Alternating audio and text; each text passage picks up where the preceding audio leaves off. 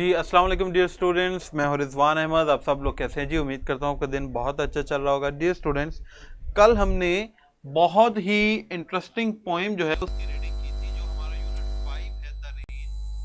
आज जो है वो हम उसकी एक्सरसाइज करने जा रहे हैं। कल मैंने आपको उसकी रीडिंग करके सारी चीज़ें समझाई थी कि एक्चुअली ये पोएम है किस चीज़ के बारे में। तो आज हम पहले उसके जल्दी से क्वेश्चन आंसर्स कर लें, ठीक है? फिर मैं उसकी आपको थीम भी लिखवा दूंगा और समरी भी लिखवा दूंगा। तो आप जो भी जिस तरह भी कोई चीज़ जो है वो आप कवर करना चाहें, पैराफ्रेजिंग करना चाहें, तो आपने जस्ट जो है वो थीम लिख देनी है, तो वो आपका जो है वो क्वेश्चन अटेम्प्ट हो जाएगा। हमारे पास जो पहला क्वेश्चन है, मैं क्वेश्चन नहीं लिखूंगा, आंसर लिखूं, क्योंकि क्वेश्चन जो है वो आपके पास मेरा बेटा टेक्स्ट बुक में भी आपको मिल जाते हैं। What do the rich and the poor leaves stand for? कि इस नज़म के अंदर जो अमीर और गरीब पत्ते हैं वो बेसिकली किस चीज़ को जाहिर करते हैं? तो ये कल मैंने आपको बताया था, आप लोगों को अच्छी तरह से ये याद होगा। तो आंसर्स हैं हमारे पास, और उसमें पहला जो क्वेश्चन है उसका आंसर हम लिखेंगे the rich leaves stand for the rich people, full stop. The poor leaves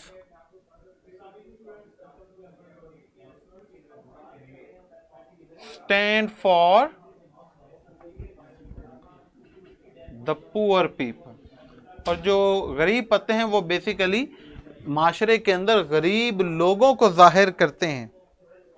अच्छा जी, इसके अंदर दूसरा सवाल है, do you also like the sun coming out after rain?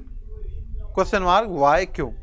क्या आपको भी बारिश के बाद सूरज का निकलना पसंद है और क्यों पसंद है?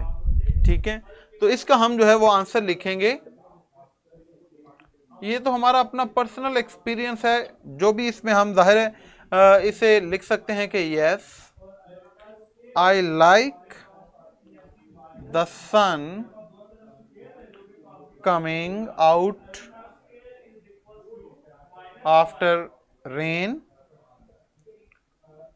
full stop. The washed environment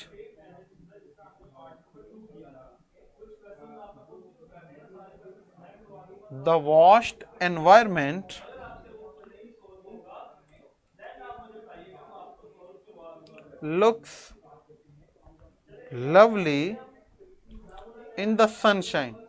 तो बारिश के बाद ये जो धुला हुआ एनवायरनमेंट है, साफ सुथरा जो माहौल है, ये सूरज की रोशनी में बड़ा खूबसूरत नजर आता है। ये मेरा बेटा दो क्वेश्चन से हमारे पास, इन दोनों के मैंने आपको आंसर्स लिख दिए।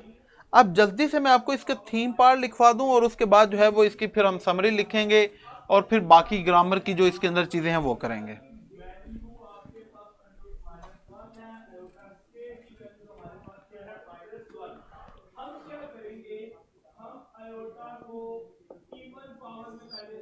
ये हमारा जो यूनिट 5 है द रेन, उसकी हम थीम यहां पर लिख रहे हैं। W.H. Davis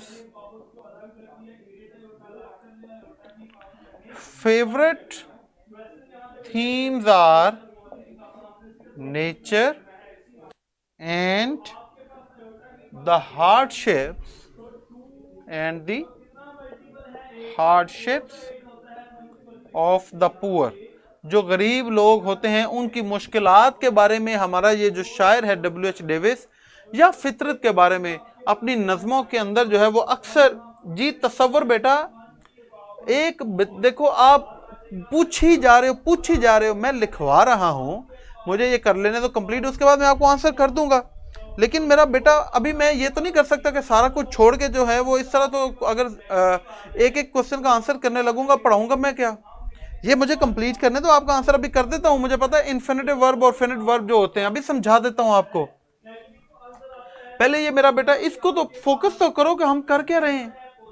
W.H. डेविस, आगे ये अपोस्ट्रोफी कॉमा है, favourite themes are nature and the hardships of the poor, this poem also, इस नज़म के अंदर भी हमें कौन सा एलिमेंट मिलता है, ये कल मैंने आपको बताया भी था, हैज ए सिंबॉलिक मीनिंग। कल मैंने आपको ये सिंबल्स का भी बताया था कि किस तरह सिंबल्स के जरिए बातें जो हैं वो बयान की जाती हैं, समझाया जाता है। तो ये भी एक सिंबॉलिक पोएम है जिसके अंदर डिफरेंट सिंबल्स यूज की गई हैं। जैसे मैंने आपको बताया था कि ये दुनिया जो है ये दरख्त के साथ यहाँ पर एसोसिएट की गई, पत्ते जो हैं ये लोग हैं, बारिश जो है और सूरज जो है ये नेमते हैं, ये अपॉर्चुनिटीज हैं। तो ये डिफरेंट उसने सिंबल्स इस्तेमाल की गई। अच्छा जी, the upper leaf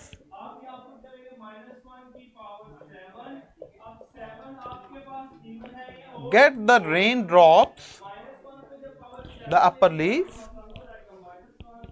get the raindrops and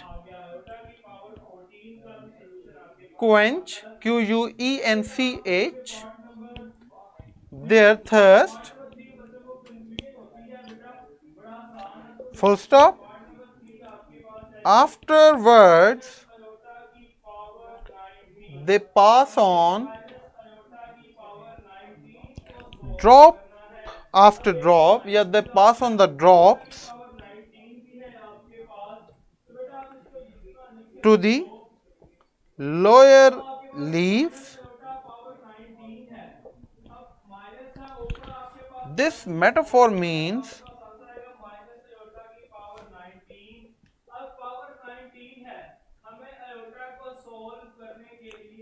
that the rich get a golden chance first,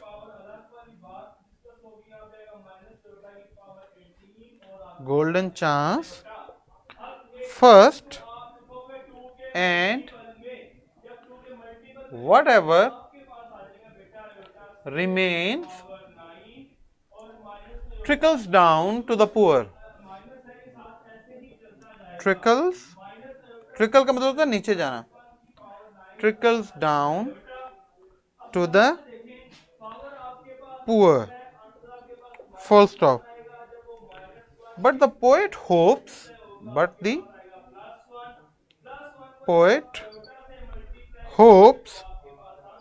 that there would be equality in the world, या in the society,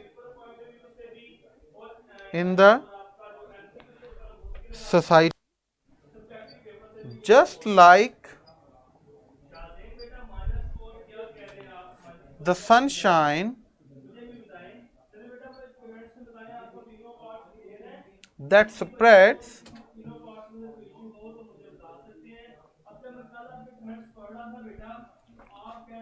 everywhere, full stop. बस इतना काफ़ी है ये इसकी थीम इस पोएम की, कि ये पोएम बेसिकली है क्या। इसको मैं पढ़ देता हूँ जी बेटा, टेस्ट है आपका आज भी। W.H. Davis favourite themes, W.H. Davis की जो पसंदीदा थीम्स है are nature and the hardships of the poor. This poem also has a symbolic meaning. ये पोएम जो है इसके अंदर भी ऐसे सिंबॉलिक अलामती मतलब हमें पाए जाते हैं। हम देखते हैं, the upper leaves get the rain drops and quench their thirst. जो ऊपर वाले पत्ते हैं वो बारिश का पानी हासिल करते हैं और अपनी जो प्यास है उसे बुझा लेते हैं। क्वेंच द थर्स्ट का मतलब होता है प्यास बुझा लेना। आफ्टरवर्ड्स, इसके बाद, they pass on the drops to the lower leaves, तो बाद में वो जो कतरे कतरे जो है वो नीचे वाले पत्तों को वो पहुंचा देते हैं। This metaphor means that the rich get a golden chance first. तो ये जो मेटाफोर इस्तेमाल किया गया इसका मतलब है कि माशरे के अंदर जो अमीर लोग होते हैं उन्हें इस सुनहरी मौका पहले मिल जाता है, एंड वट एवर रिमेन्स, तो उसके बाद फिर जो बाकी बचता है, trickles down to the poor, वो सिर्फ गरीबों तक पहुंचता है।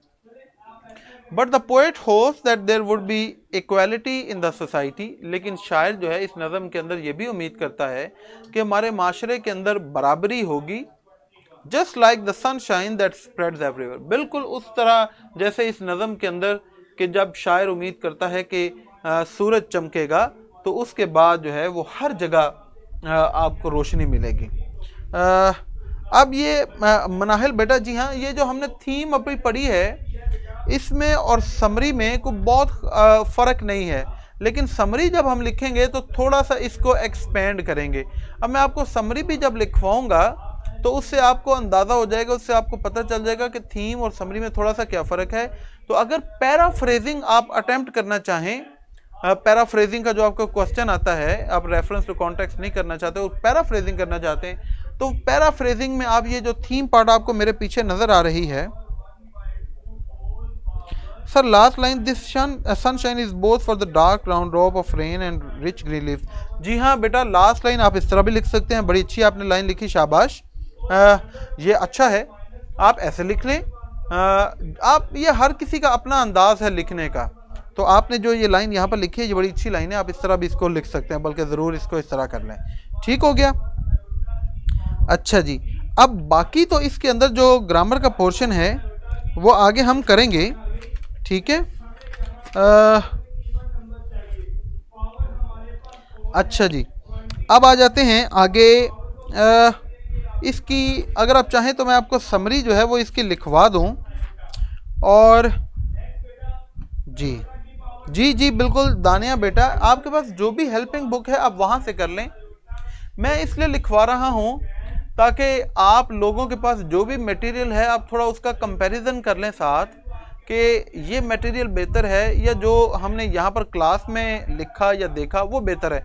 अगर आपको इसमें से कुछ चीज़ें अच्छी लग रही हैं तो आपके पास जो हेल्पिंग बुक है उसके अंदर नोट कर ले वहाँ पर, तो आप वहाँ से प्रिपेयर करके साथ में कुछ सेंटेंसेस ये भी ऐड हो जाएंगे।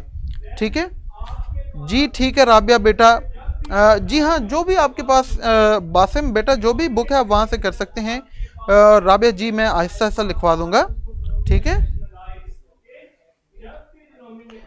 ये आपको अभी आपके सामने जो थीम लिखी है इस पोएम की, इसको मेरा बेटा इसकी पिक्चर ले लें, ठीक है, इसकी पिक्चर ले लें, शाबाश। या फिर अभी आप जो है, अब मैं इसको इरेज कर रहा हूं तो आप रिकॉर्डिंग में जाकर अब इसकी जो है वो स्क्रीनशॉट ले सकते हैं या पिक्चर ले सकते हैं और इसको नोट डाउन कर लें, चीज़ें आपके काम आएंगी। अच्छा जी,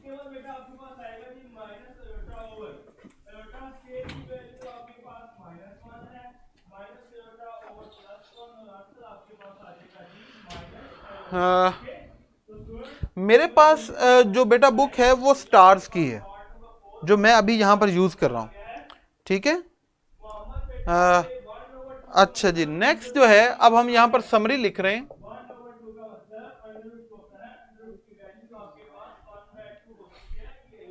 सबसे पहले थोड़ा सा खूबसूरत बनाने के लिए आप क्या कर सकते हैं कि ऊपर मार्कर के साथ ऐसे हेडिंग दें और उसमें आप लिखें इंट्रोडक्शन ऑफ द पोएट। ये ज़रूरी नहीं है, लेकिन अगर आप ये लिख लें तो ये अच्छा लगेगा। ऐसे मार्कर के साथ हेडिंग दें और इसको आप जो है वो ऐसे अंडरलाइन कर लें, और फिर नीचे वाली लाइन से आप जो है वो आप छोटा मोटा इसका इंट्रोडक्शन लिख सकते हैं कि जैसे कि W.H. Davis was an English poet, वो एक अंग्रेज शायर था। He was born in 1871 at Wales, ये बरतानिया का इलाका वेल्स, ये 1871 में वेल्स में पैदा हुआ था, ठीक है। साथ में अगर आप कुछ और चीज़ें ऐड करना चाहें तो कर सकते हैं, अदरवाइज इतना भी इनफ है। जब आपने ये इंट्रोडक्शन ऑफ द पोएट लिख लिया तो फिर इसके बाद नीचे वाली लाइन से ऐसे आप मार्कर के साथ लिखेंगे समरी, आगे कॉलन, और इसको ऐसे जो है वो अंडरलाइन कर लेंगे, ठीक है। ये तरीका है जो आपने पेपर के अंदर अपनाना है। अब मैं आपको इसकी जो है वो समरी लिखवाता हूँ, तो इसमें अगर आप चाहें तो डिफरेंट जो हैं वो लाइंस ऐड कर सकते हैं, डिफरेंट कोई कोटेशंस ऐड कर सकते हैं। मैं आपको यहाँ पर कुछ कोटेशंस जो है वो लिखवा दूंगा, वो आपने अपने पास नोट कर लेनी है। जैसा कि ऐसे मार्कर के साथ आपने ये कोटेशन लिखनी है और इन्वर्टेड कॉमास के अंदर rain showers my spirit and water my soul. Full stop और इन्वर्टेड कॉमर्स बंद। ये आपने इस तरह लिख लेना मार्कर के साथ, और नीचे वाली लाइन से फिर हम अपनी समरी जो है वो शुरू करेंगे। The poem depicts the simple site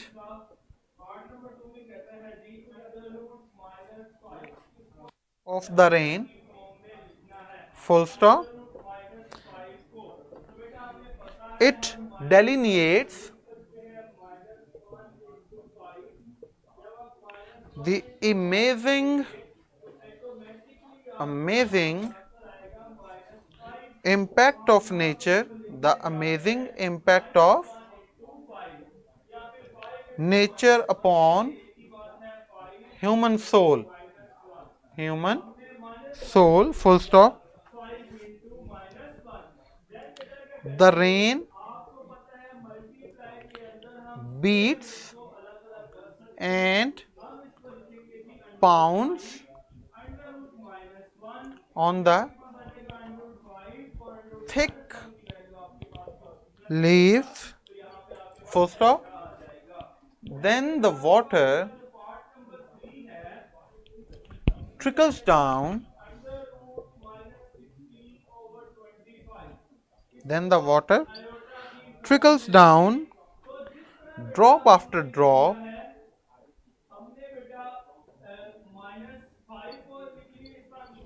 on the lower leaves,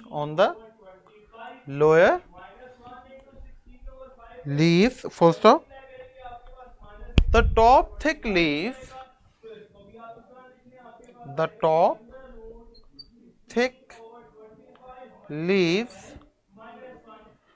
represent या symbolize the rich people in the society,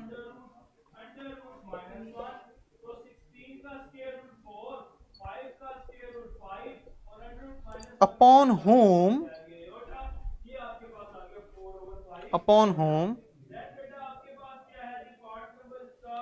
opportunities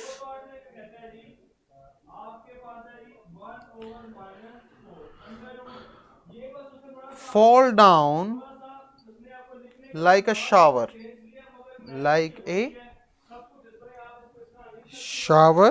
full stop.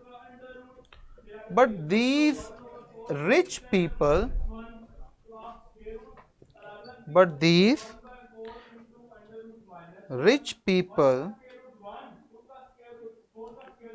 prove to be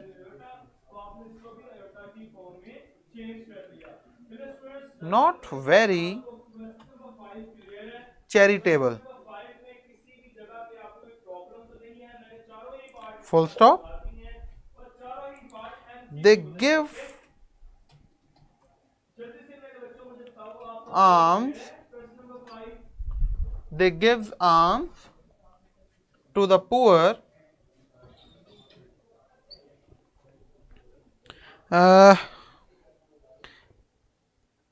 in little amounts, full stop. ये इतना आपके सामने है, इसको मैं अभी पढ़ भी देता हूं। इसके बाद जो है वो आगे हम लिखेंगे। अभी मैं ये आपको जो हमने ये समरी स्टार्ट की है, सबसे पहले आपने ये मार्कर के साथ इस तरह यहाँ पर जो है वो आपने इन्वर्टेड कॉमर्स के अंदर एक लाइन लिखनी है, कोटेशन लिखनी है कि rain showers my spirit and water my soul. उसके बाद नीचे वाली लाइन से आप जो है वो बॉल पॉइंट यूज करते हैं, पेन यूज करते हैं, तो नीचे वाली लाइन से आप लिखेंगे द पोएम डिपिक्ट्स। डिपिक्ट का मतलब होता है बयान करना, डिस्क्राइब, शो, ठीक है। द सिंपल साइट, साइट का मतलब होता है मंजर, सीन ऑफ द रेन। तो ये नज़म जो है वो एक सादा सा, आसान, सीधा सा जो एक मंजरनामा है बारिश के होने का, वो बयान करती है। इट डिलिनिएट्स, ये अगेन पॉन्डर ओवर, रोशनी डालना, the amazing impact of nature upon human soul. ये रोशनी डालती है इस बात पर कि कितना शानदार इम्पैक्ट, इफेक्ट, असर होता है फितरत का इंसानी रूह के ऊपर। The rain beats and pounds on the thick leave, ठीक है, ये यहां पर लीव्स आएगा। ये जो बारिश है ये गिरती है जोर जोर से, ठीक है, बीट्स एंड पाउंड्स, जोर जोर से जो है वो गिरती है उन घने सरसब्ज पत्तों के ऊपर। Then the trickles down drop after drop on the lower leaves, और फिर कतरा कतरा करके पानी जो है वो बारिश का वो नीचे वाले पत्तों पर आता है।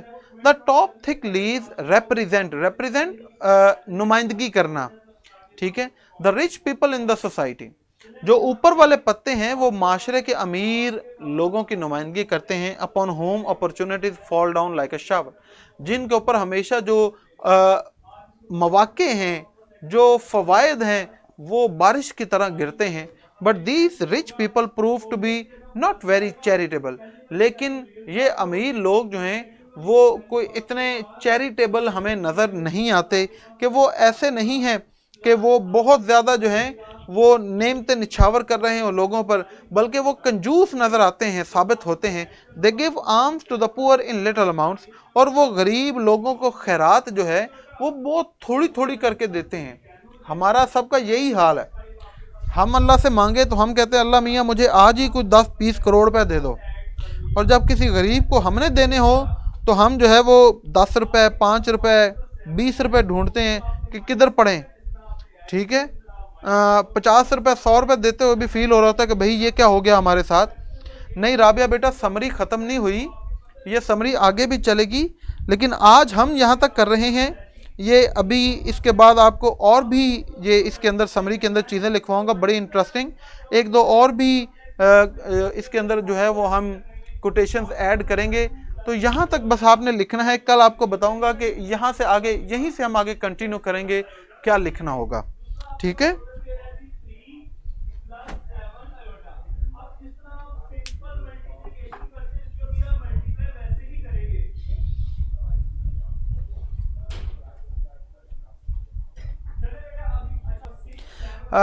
ओके, एक बच्चा जो है वो बार बार क्वेश्चन कर रहा था कि इन्फिनिट जो वर्ब होते हैं वो क्या होते हैं। ये अगरचे कि मैं आपको पहले भी करवा चुका हूँ, लेकिन एक दफ़ा आपको फिर रिवाइज करवा देता हूँ। इन्फिनिट वर्ब वो होता है जिससे पहले टू आता है, जैसे for example to have, to hold, to sleep, to dream.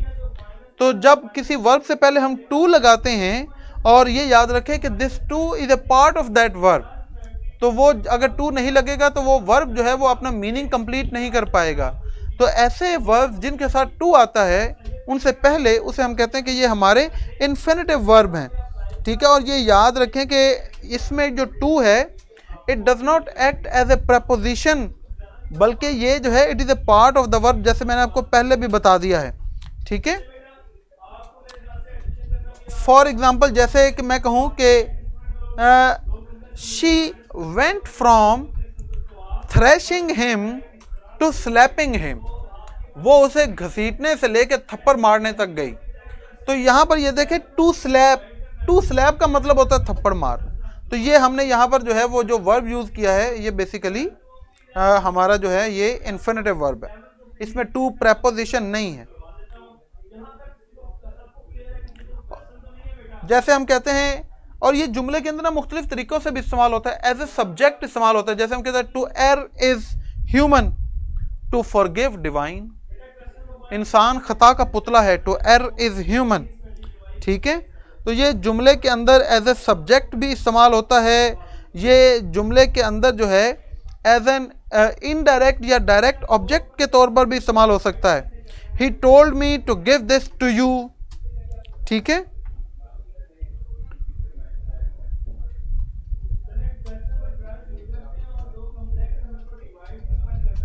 अच्छा जी, ये लास्ट लाइन शो नहीं हो रही, ये ज़रा थोड़ा सा कैमरे की अगर सेटिंग कर दें। जी बेटा, अभी आपको लास्ट लाइन जो है वो कैमरा एडजस्ट करके आपको दिखा देते हैं, आप वहाँ से मेरा बेटा पिक्चर ले लेना। जी अब देखें मेरा बेटा, अब बोर्ड जो है वो उसके ऊपर आपको सारी लाइंस नज़र आ रही हैं, ठीक है जी। अब आप देख सकते हैं और इसकी पिक्चर ले सकते हैं। चलें जी, अब अभी स्क्रीन पर जो है वो आपको अच्छा क्लियर है जी। चले, ज़बरदस्त हो गया जी, सबको क्लियर है। ये याद रखें कि कल हम समरी यहां से ही शुरू करेंगे। कल आप भूल ना जाना, जब मैं आऊं तो कहें जी क्या किया है, क्या करना है, हमने क्या करवा रहे हैं। हम समरी लिख रहे हैं और ये समरी अभी तकरीबन आधी हुई है। हम इसी वर्ड से, इसी लाइन से आगे कल शुरू करेंगे आके, ठीक है। आज हमने आधा पढ़ा, इससे पहले आपको पता कि हमने, तो अभी आपका टेस्ट शो होने लगा है। आराम से मेरा बेटा आप बैठ के अपना टेस्ट करो और उसके बाद अपना रिजल्ट देखो। चले जी, स्क्रीन पर आपको मेरा बेटा टेस्ट शो हो गया है। जिन बच्चों को टेस्ट शो ना हो वो अपना पेज रिफ्रेश करें। अपना पेज रिफ्रेश करेंगे तो उनको जो है वो सामने स्टार्ट टेस्ट, अपना टेस्ट वो स्टार्ट कर सकते हैं।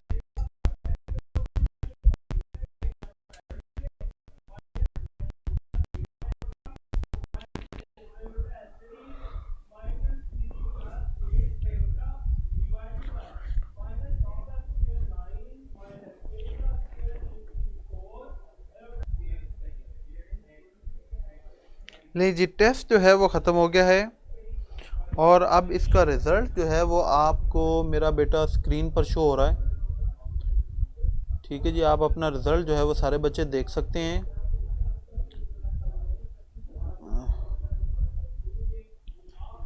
अच्छा जी,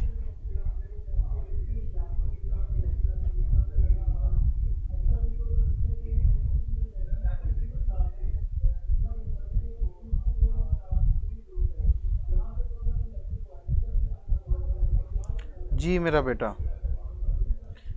माशाल्लाह एक दो ही बच्चे हैं जिनके 5 आउट ऑफ 5 हैं। अदरवाइज 1 2 3 1 2 3 ये आपके मार्क्स हैं। थोड़ा मेरा बेटा चीज़ों को जहन में रखा करें। जब भी कोई आपके पास टेस्ट आए तो जल्दी ना किया करें, गौर से पढ़ा करें, सोचा करें कि इसका क्या मतलब हो सकता है।